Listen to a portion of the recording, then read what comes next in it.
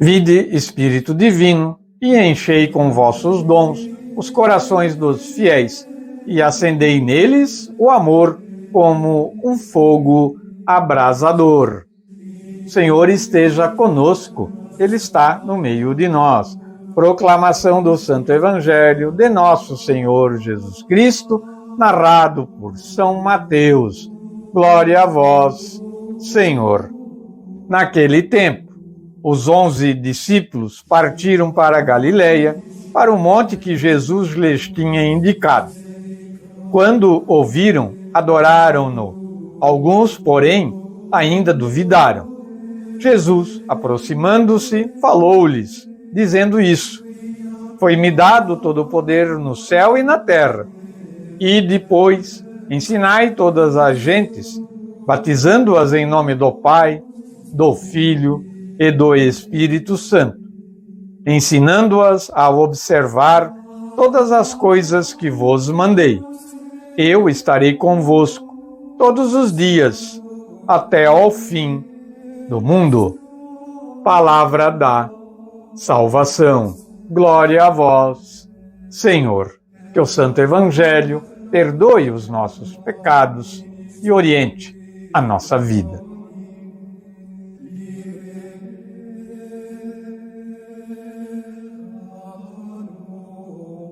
O Evangelho de hoje, então, dia 26 de maio, dia da Santíssima Trindade, é o Evangelho de Mateus, no capítulo 28, versículo 16 ao 20.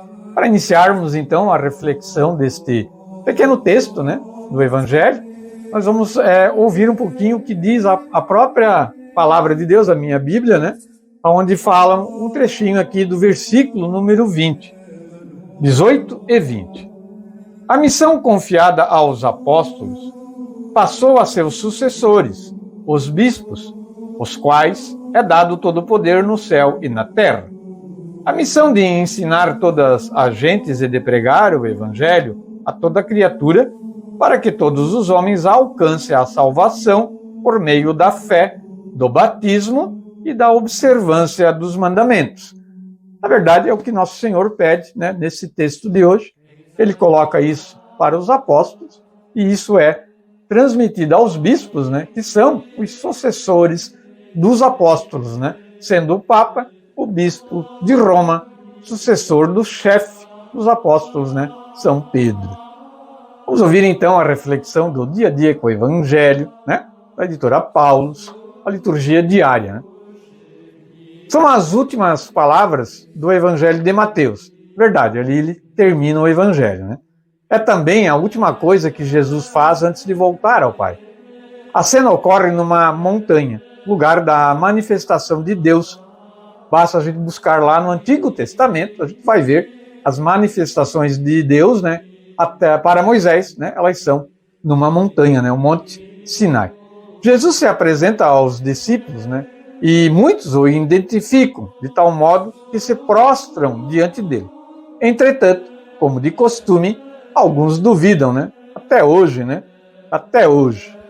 Essa dialética, crer, não crer, parece acompanhar a humanidade em toda a sua história, né? O que eu falei agora mesmo, né? Era assim na presença de Jesus e segue sendo assim em todo tempo e lugar, infelizmente. Solenemente, Jesus reitera a missão dos discípulos, fazer que todas as nações se tornem discípulas dele, introduzindo-as na comunidade pelo batismo, em nome da Trindade, e ensinando-as a praticar tudo o que ele mandou. Conclui seu legado com a garantia de sua incessante presença, né? Estarei com vocês todos os dias, né? É assim que termina o Evangelho de Mateus. E a gente vai fazer então a ponte, né, da Palavra de Deus com o Catecismo da nossa Santa Igreja, que guarda toda a doutrina da nossa fé, né? O Catecismo da Santa Igreja. Parágrafo 1444. Ao tornar os apóstolos participantes do seu próprio poder de perdoar os pecados, o Senhor dá-lhes também autoridade para reconciliar os pecadores com a Igreja. Esta dimensão eclesial do seu ministério exprime-se, nomeadamente, na palavra solene de Cristo a Simão Pedro: dar-te-ei as chaves do reino dos céus. Tudo que ligares na terra ficará ligado nos céus, e tudo que desligares na terra ficará desligado nos céus. Este mesmo encargo de ligar e desligar, conferido a Pedro, foi também atribuído ao colégio dos apóstolos, unidos à sua cabeça. Já falava antes, né? Os apóstolos assumiram, né, essa missão e passaram para os bispos, né, da nossa igreja durante os séculos e os milênios, né? 2 já, né? Parágrafo 232. Os cristãos são batizados em nome do Pai, e do Filho, e do Espírito Santo. Antes disso, eles respondem, creio, a tríplice pergunta com que são interpelados a confessar a sua fé no Pai, no Filho e no Espírito Santo. Fides hominum Christianorum in Trinitate consiste. A fé de todos os cristãos assenta na Trindade. Parágrafo 261. O mistério da Santíssima Trindade é o mistério central da fé e da vida cristã. Só Deus pode dar-nos o seu conhecimento, revelando-se como Pai, Filho e Espírito Santo. Parágrafo 262. A encarnação do Filho de Deus revela que Deus é o Pai eterno e que o Filho é consubstancial ao Pai, quer dizer que nele e com ele é o mesmo e único Deus. Pega aí o credo niceno-constantinopolitano, que está toda a nossa fé ali resumida. Parágrafo 263. A missão do Espírito Santo enviado pelo Pai em nome do Filho e pelo Filho de junto do Pai revela que ele é, com eles, o mesmo e único Deus. Com o Pai e o Filho é adorado e glorificado.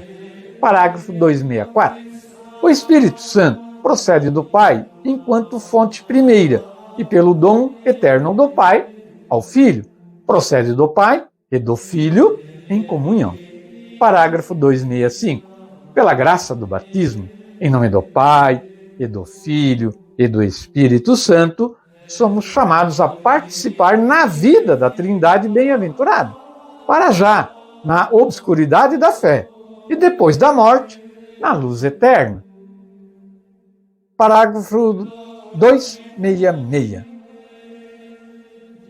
A fé católica é esta: venerarmos um só Deus na Trindade e a Trindade na unidade, sem confundir as pessoas nem dividir a substância, porque uma é a pessoa do Pai, outra a do Filho, outra a do Espírito Santo.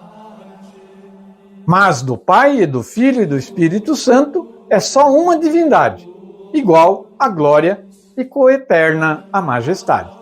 Cerramos com o parágrafo 267. Inseparáveis no que são, as pessoas divinas são também inseparáveis no que fazem, mas na operação divina única. Cada uma manifesta o que lhe é próprio na Trindade, sobretudo nas missões divinas da encarnação do Filho e do dom do Espírito Santo. Muito bem, encerramos a reflexão e o Evangelho de hoje, neste domingo da Santíssima Trindade.